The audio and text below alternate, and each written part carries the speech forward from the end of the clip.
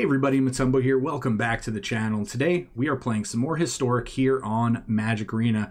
We have a deck that some people have already played, a lot of other content creators have played, but it is finally our time, since we are back making content, to finally build this deck, but with a slight twist, little spin on this deck.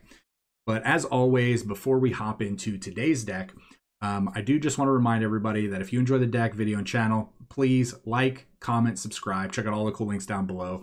Join the Discord. Again, anything you can do to help interact with this video helps that YouTube algorithm immensely. You know, even if it's just leaving a comment to say hi or leaving a thumbs up, anything like that would be amazing. But with that being said, let's hop right into today's deck, and we are playing BudgetLark.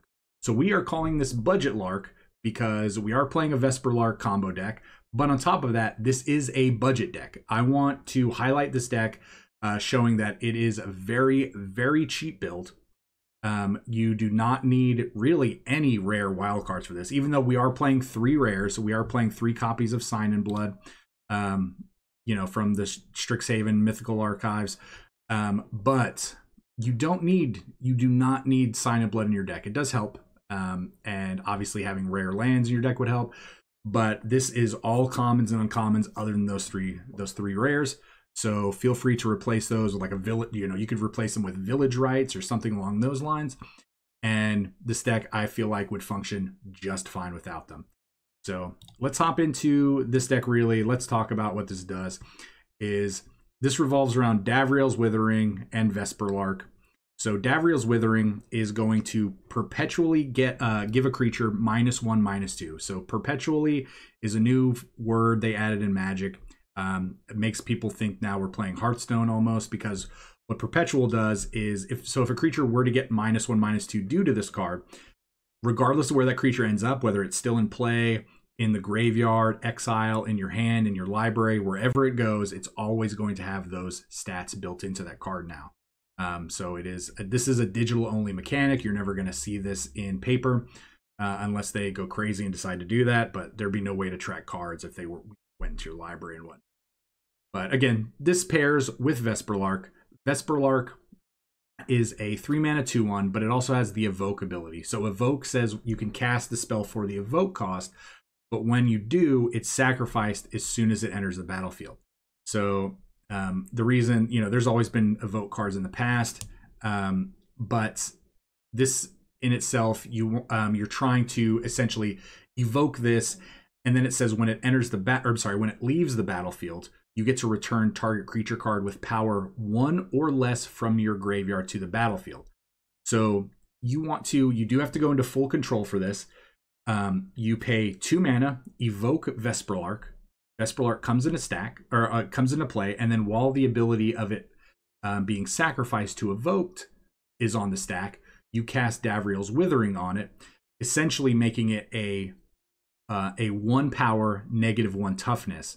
So what happens at that point is the Vesperlark will die, and then the Vesperlark will, once it dies, it will trigger in the graveyard to return a creature card with power 1 or less. Now, since at this point the Vesperlark is only a 1 power, you can bring itself back, and it's just going to loop itself, because when it comes back into play, it's going to be a -1 toughness, so it's going to immediately die, and the cycle is just going to go over and over again, and it's just going to infinitely bring itself back into play, and that's how you potentially can win the game.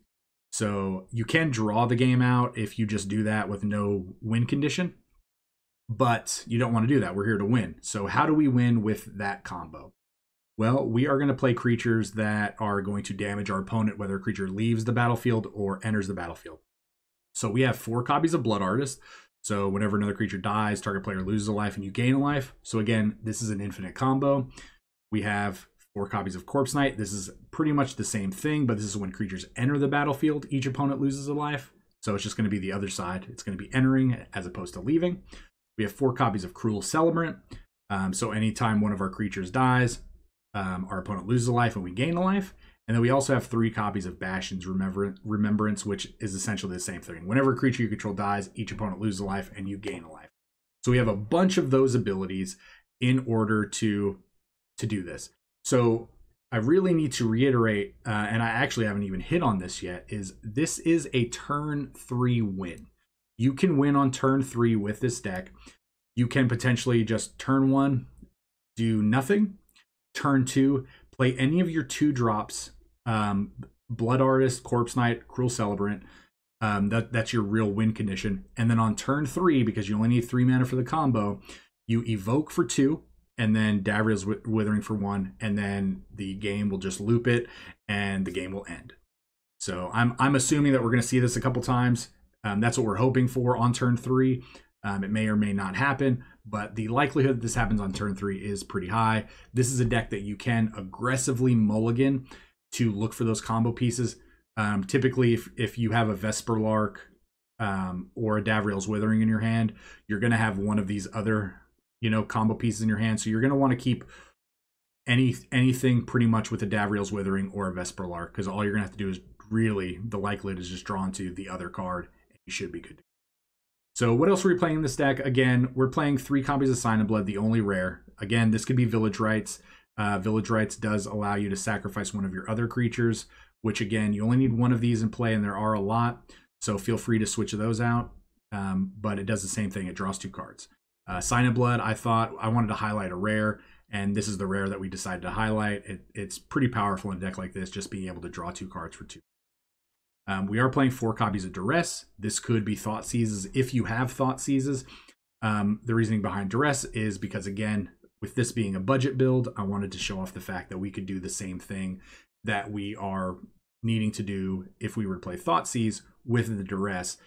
Duress, again, target opponent reveals their hand. You choose a non-creature, non-land card from it. They have to discard it. This is, we're going to want to make sure that we're getting rid of their interaction, maybe their disruption. We can get rid of their Thought Seizes, their Duresses, their counter spells, their burn, their creature removal, anything like that. This is going to be good for. We're putting in a couple of Omen of the Dead. This is a cool card that not a lot of people play. This is a 1-mana flash enchantment. When it comes into the battlefield, you can return a creature card from your graveyard. So maybe we only had one of our enablers here, and we play it on turn 2. They kill it. Well, whenever we're ready to go off, we can just flash this into play, get that creature back into our hand, and then we can just combo off again. We can attempt it again.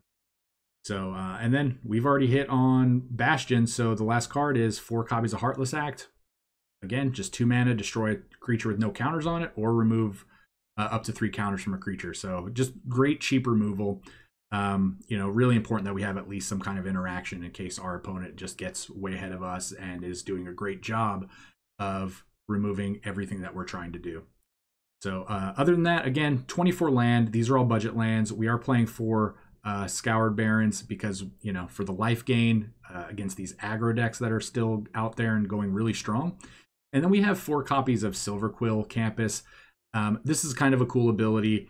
It does come into play tapped. It does essentially, it is a dual land in the sense that it taps for white or black, just like the Scoured Barrens. But this has the ability to pay 4 mana into it and scry. So this will help enable our combo. Not sure if we're going to utilize this, but again, if we're playing dual lands, there's no reason to play like Gates or anything in this deck when we could play Silverquill Campus. So this is the BudgetLark deck, and again, very, very budget friendly. I've taken this deck for just 2 or 3 quick test drives, and this deck performs really well. So I'm assuming that we're going to just do really well with this deck. So let's hop into this gameplay. And again, budget. I want everybody to be able to play historic, and this is a cheap way to do it. So let's hop into the gameplay, and we will see you all throughout. All right, so let's see what this crazy budget Vesperlark deck can do. It's been a while since we made a budget deck, and I really feel like this is definitely the one that is going to be really easy to go budget with. We only have 1 combo piece. We really have no way to draw cards. We do get to Duress on turn 2. Get to draw. We're gonna keep this. This is probably a bad keep. So let's go ahead and get this Scry land into play. This is kind of a bad card to be going up against. So let's take a peek-see at what they're doing. Ooh. Land destruction. Well, we're gonna be short on some land. Alright, that's good. Good that we got that out of the way.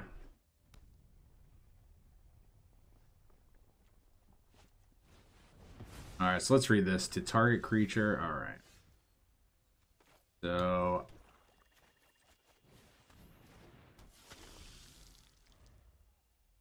let's get some creatures in play. Let's force them to make some decisions, right? We're still losing the land. Kind of sucks. But well, let's just get in. That's all we can really hope for, right? Is just to... Alright, so they're going to kill our Corpse Knight. Oh, no, they're just going in. Alright, well. We're going all in on this plan, right?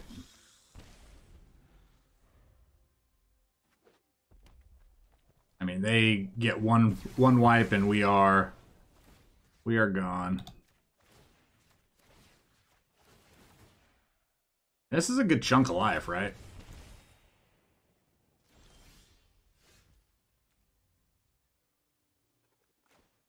So let's force them.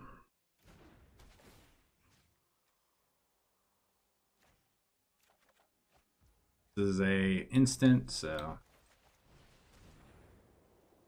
get them to do this now. They probably memorial tour us. But we have them down to essentially one card. Alright. What does the ultimate here do? Oh. That's not good.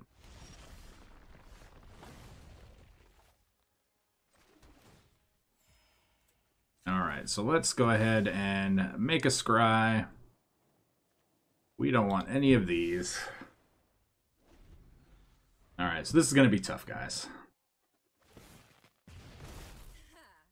I've learned lots of techniques from artists.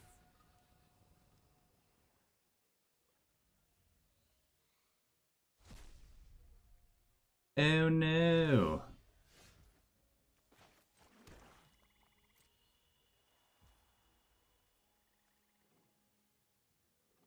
So, we just keep this in our hand, or you know what? We're just gonna cast it. See what they got. I think we have to. I think we have to put pressure on. They're at 9.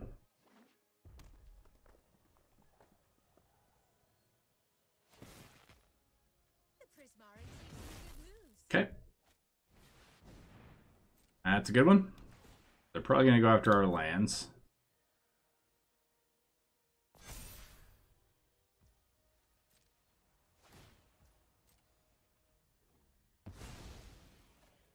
And I think we just have to... that was actually a really good draw. Again, we just have to ignore what they're doing over there. And just hope that we can get in. So. Okay. All right.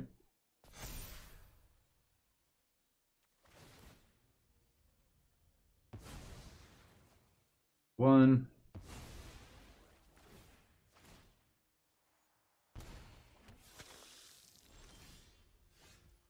Oh. That'd have been sick.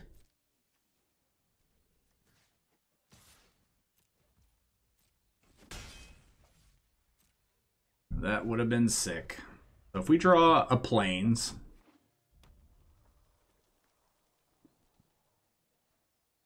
Alright, so I don't know what opponent is really thinking about doing.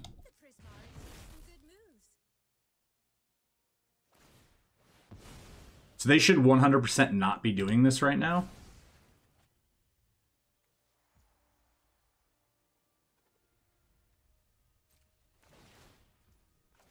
right, so we are going to remove a counter from this because this is our only source of damage right now.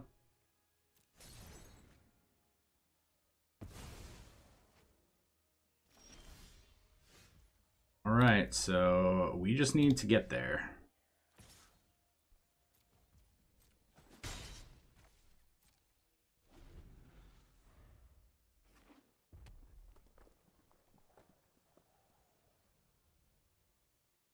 So they should Soul Guide Lantern to draw a card.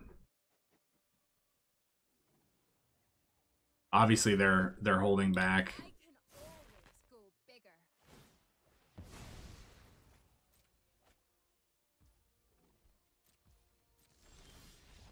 Oh, and they scooped. Oh my gosh. So guys, that's crazy. So again, they were well in control of that game, but I do feel like they should have held back a little bit. Again, they should have not Memorial Tour, right? So let me explain why. So all of our lands had counters. We potentially had a counter here. So if they would have waited until we only had one counter left, and if that counter would have potentially been, the counter from the Haphazard Bombardment would have been on our land like it is now, they would have had the ability to leave us completely landless because they would have been at that point been able to sacrifice the Memorial to War. So yeah, so we just ignored what they were doing. Our draw really didn't line up that well, and our pairing was pretty bad. But again, that's a good reason not to concede. So on to the next game. All right, we're going into game 2, so that means hydration time. So let's knock that out.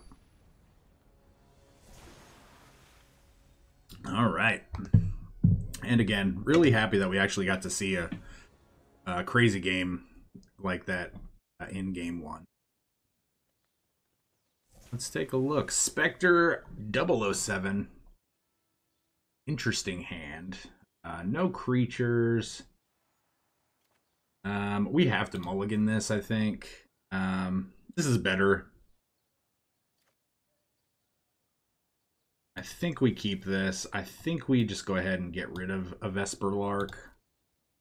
And it's really going to depend on what our opponent's doing. So, looks like they are on auras, maybe? I mean, this has to be auras, right? Auras. Or auras. Okay. Yeah, auras. Definitely auras, so...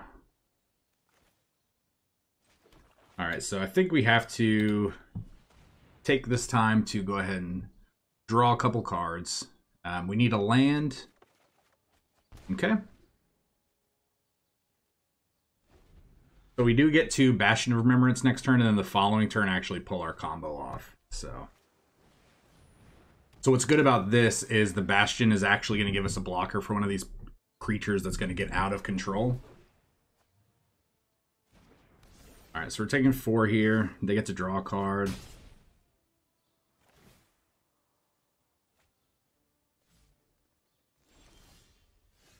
Alright.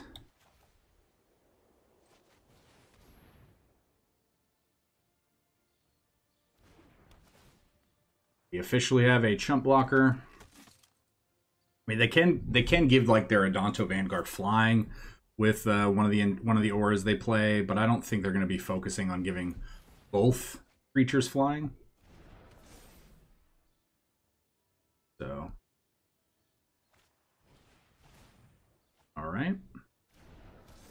So I think our best draw here is honestly a swamp, because I would like to be able to duress them at the same time.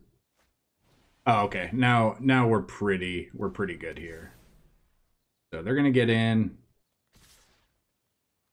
We're gonna block. We only take 2 because of the life gain that we're gonna get back from our creature dying.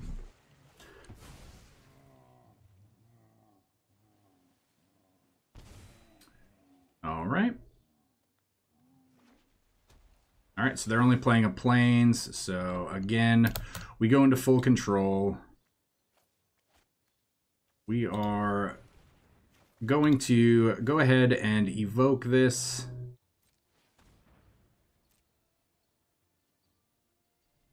And I think our opponent knows what's coming. All right, let's combo off. It has begun. Good game, our opponent. And we wait.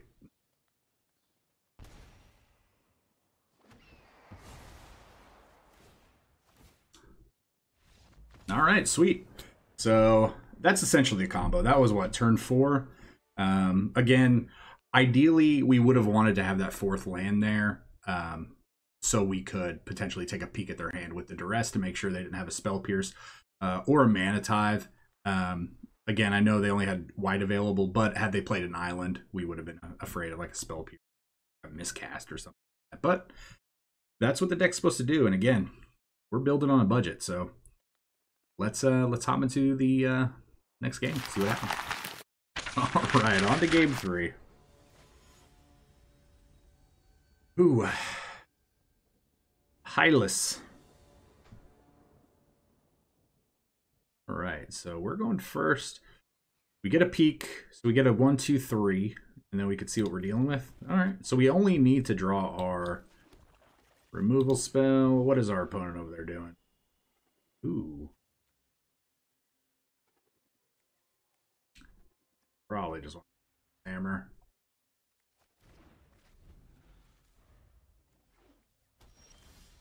Probably just want to get rid of this hammer. No?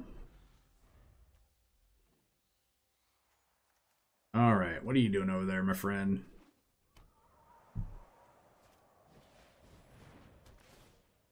All right, so we're going to play this Bastion, right?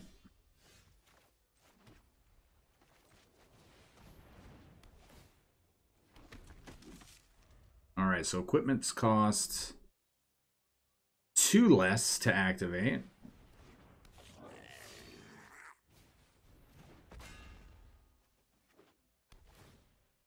Right, I'm a little worried. What does this do? Oh, look at that. Look at that draw right there.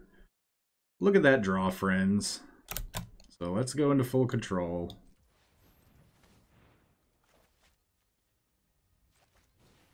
Full control is on.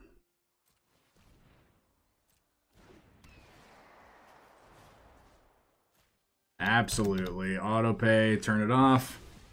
And let's go. Will they sit through it? They do not. They do not sit through that. Whew. Good game, my friend. Good game. On to the next game. Oh, this combo. So dumb. And especially being on a budget. Or this would be way better with better lands. All right, next game. All right. This deck is just definitely overperforming, but again, with there being so many cards that just really help fuel the combo, this deck is just kind of nuts. Yeah, there's only 4 Vesperlarks and for the removal spells, but still. We're going first. Yeah, we're gonna keep. Not the best hand.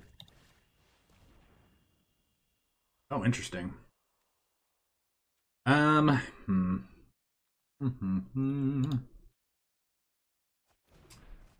Scales will definitely turn off the quicker combos. Really like to draw a swamp here. Beautiful. Not so beautiful. We get to kill the first Conclave Mentor. And see what our opponent's doing. We have the combo. We just drew into it. And again, pretty nutty. So I'm assuming, yeah, our opponent just gets this out. Maybe they, what is it, like Gird? I don't know. So 1 mana 3/3? 1 mana 3/3s are pretty good. So I'm going to hover over like I'm thinking about blocking, but we all know that I'm not blocking.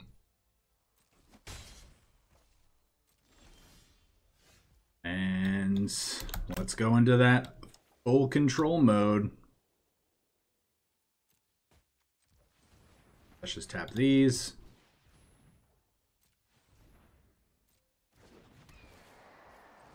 And let's do what we do.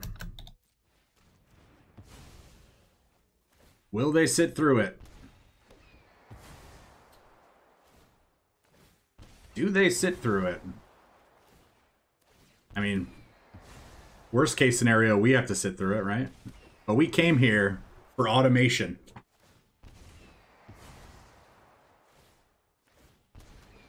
Oh, such a gross thing to do. Imagine our opponent being at like 200 life or something. And having to actually sit through this.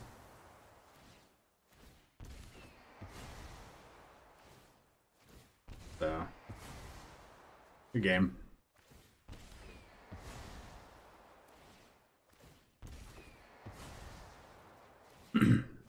Oh yeah. Hey, they're good sport for sitting through it. Maybe they like concede around like 2 or 3. You're like, oh, we made you sit, but not all the way.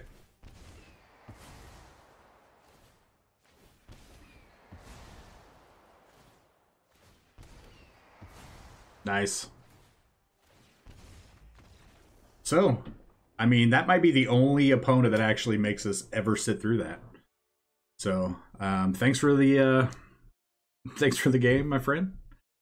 Hopefully we get paired again at some point, because I would really love to see what kind of crazy Ozlith nonsense you do. All right, next game, guys.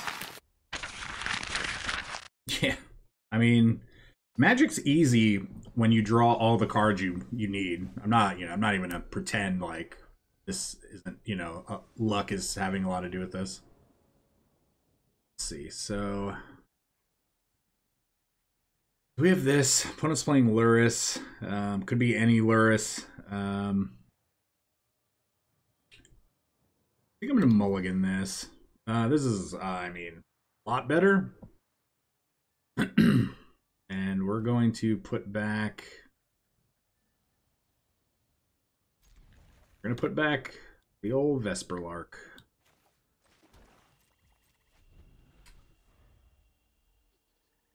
Let's see what our opponent's doing.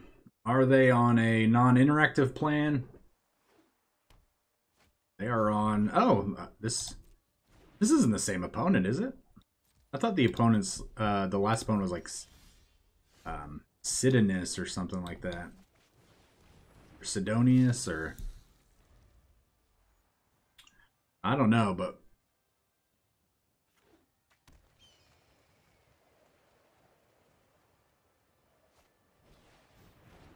Steel Overseer, a land, and again, another turn 3 win. Pretty crazy. Oh, good game. Oh, they knew it was coming. Ooh. These games are super fast. Again, I know this combo is very fragile, but again, I'm going to this entire time say that I don't believe that this should be a thing we could do in historic or on Magic Arena for any reason. So, all right, let's just keep doing it. All right, on to game number 6. This deck is performing very well, super quick. We have an opponent. Let's go. Who will it be now? Mega Magikarp. Holy moly. Mega Magikarp evolves into Mega Gyarados, I'm assuming, right? Alright, we'll give it a shot. We need white mana and our removals.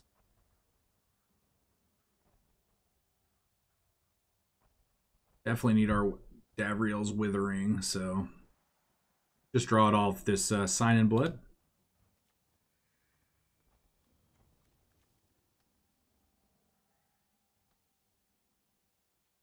All right, let's do it.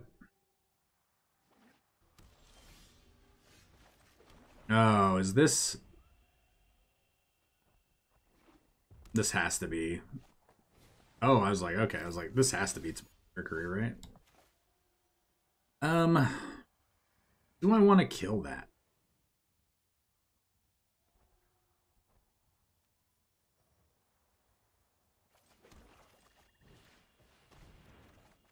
Okay, so combos in our hand.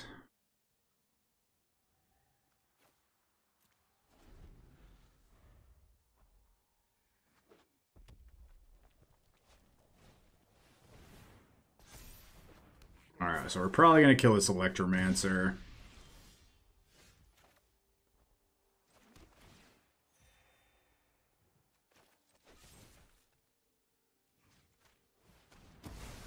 I don't want them to do all kinds of crazy unfair things. We may just have a plan where we hopefully draw 2 more lands and then just do it all in one turn. Ooh, Primal Amulet, what? Nice, dude. Nice Primal Amulet. So, is there a benefit to kill the Runaway Steamkin now, right? And this potentially gives away our combo. I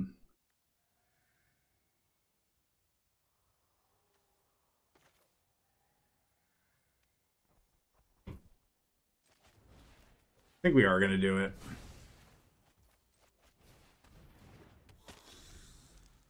Let's see what our opponent does. We can kill them next turn, potentially. Maybe they tap out, kill this, we draw an untapped land, and we just go to town anyway.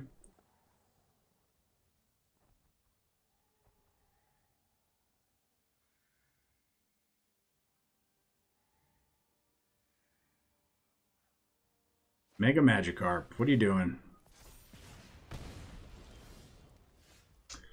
No cares given in the world. So I think they see the writing on the wall.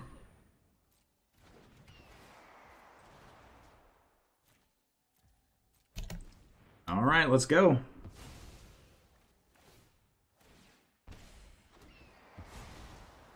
That worked out. I'm very surprised they just tapped out for a Banefire. Woo! Wow. Wow, wow, wow. Whew. Primal Amulet. That was cool seeing. Not gonna lie. We need to get back and do another Primal Amulet deck. It has been quite some time. So that might be next up on our list, even though that might have to skip ahead if we were to do that. But no, let's just get into our final boss. All right. We're going final boss time. Who's it gonna be? Moon Devil 82. Well, my friend, let the final battle begin. So we just need the old Vesperlark. We're gonna keep. We are gonna keep. What is our opponent on? Mill. Okay, well.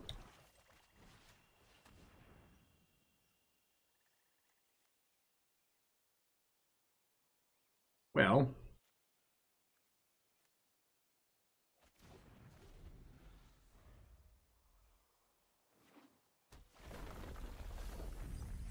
Remember, we came here not to click. Our opponent might make us click. Can I use that expressive iteration now? Oh, no. All right. You've done it.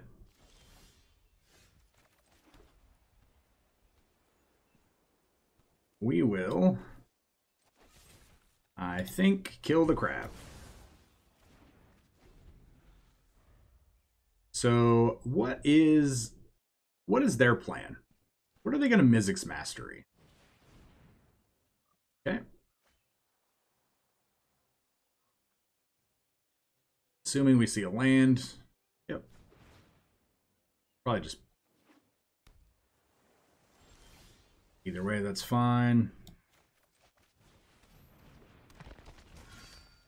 We're just going to start playing creatures. Okay, so are they. They draw all their crabs.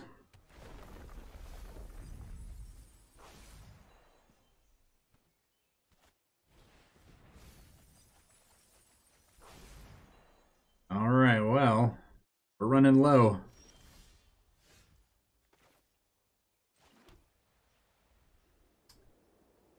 Let's keep them coming. No attacks, no reasons. So we've got 2 Vesperlarks left in the deck. They could Mizzix's Mastery or Tasha's Hideous Laughter. Yep, that's exactly what they're doing. I didn't see any Vesperlarks.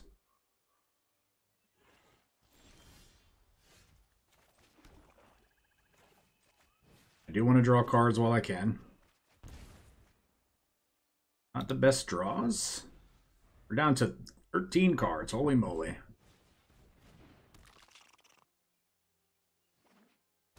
Oh, gross. Okay, no Vesperlark. We have 7 cards to draw a Vesperlark. Deck. Oh my gosh. Wow, wow, wow. Will we pull out the win?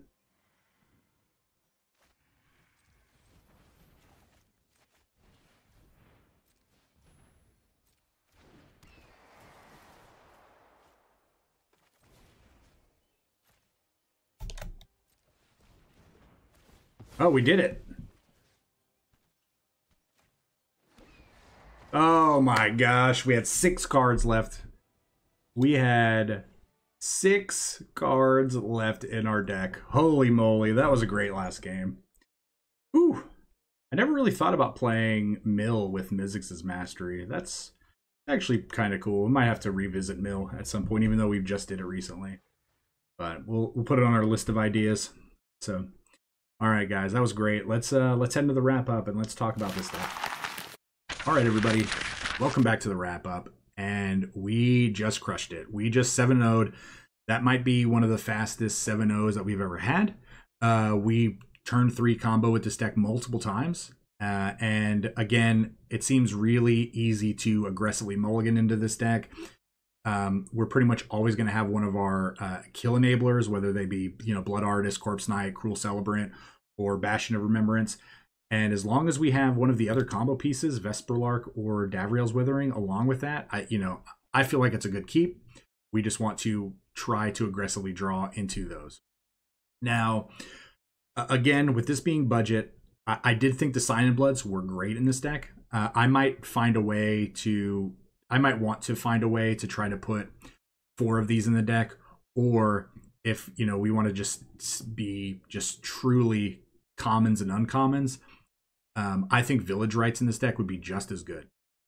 But again, we can easily convert this to a non-budget build. We're going to have access to shock lands, check lands, pathways, fast lands. There's so many different just lands in general that we get access to that are going to make this deck a lot faster. And then we don't have to worry about our lands coming into play tapped for the most part. Bastion of Remembrance is, again, it's a great card. It's a great enabler. It's harder for our opponents to deal with because we don't really care about whether or not that token dies. It's really just giving us extra value. It's a chump blocker on top of what we need the card to be doing, because we want the passive ability from the Bastion to actually kill our opponent. So enchantments are always going to be harder to deal with for our opponents. And yeah, we're just looking for, more ways to try to get interaction or to draw these cards, the Davriel's Withering and the Vesperlark. So we could easily remove, I think the cards that we get to remove are going to be any form of these. Duresses could easily become Thoughtseizes as well. So we could just look at adding maybe some tutors, maybe a Grim Tutors. But again, I think this deck is just great where it needs to be. You can also add other life gain combos in this deck, with like Mother of Runes, because you could potentially just gain infinite life at that point. So Mother of Runes could go in here. Any of like a veto type effect could go in here as well. But yeah, this is the deck. And again, super, super strong. I think this might have been the fastest 7-0 we ever had. It was cool for our opponents in both regards to obviously recognize the fact that they had lost, because this is a well-known combo, by just letting the trigger happen, once or twice and then conceding. Props to our one opponent for actually sitting through the whole thing and actually letting the whole thing happen. Maybe they knew we were recording for something, or, maybe they just let it happen. They were angry and they were like, what, if we're going to sit through this, you're going to sit through this. But either way, props so we could actually see it happening for the entirety of it. But yeah, the deck's great. Sign of Bloods, again, the only rare in this deck are Sign of Blood. So this is a very, very cheap deck to build. But rare wild cards are always a hot commodity. So, well, that is BudgetLark. And again, if you enjoyed the video, the channel, please like, comment, subscribe. Check out all the links down below. Join the Discord. Like I said, leave a like. Leave a comment just saying hi, or maybe something, a deck that you have an idea for and you want to see played next. I'm always looking for great ideas. So anything you can do, again, helps that algorithm. So with that being said, everybody, please stay safe. We will see you next time.